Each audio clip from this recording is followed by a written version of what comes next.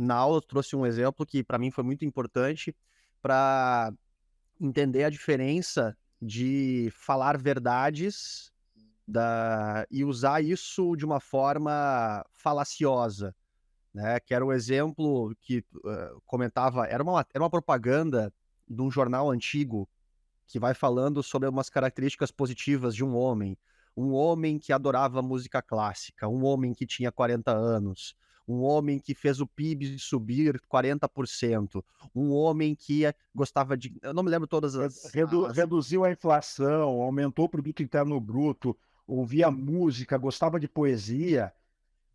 Exatamente, falava de um monte de características, né? E aí no final revelava que esse homem era Adolf Hitler, né? Então, em nenhum momento tinha sido dito nenhuma mentira, né? Até se dizer que era Adolf Hitler, todas as afirmações anteriores eram verdades. Ele tinha reduzido a inflação, ele tinha aumentado o PIB, ele gostava de música clássica, tinha...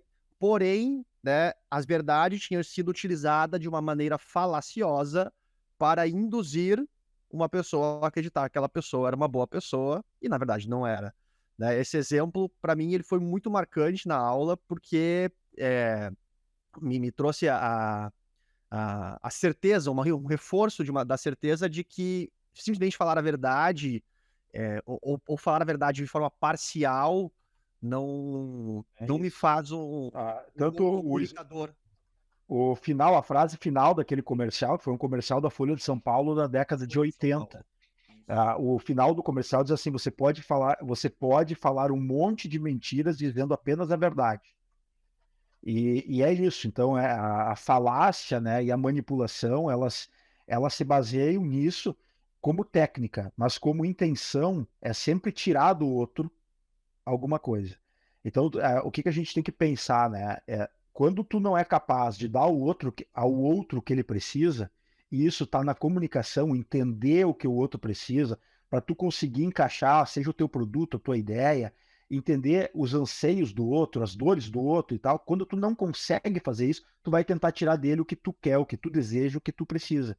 Então não é à toa, né, ah, tantas, tantas pessoas, né, têm essa questão relacionada à psicopatia, que é uma dificuldade de empatizar, de perceber o outro, né?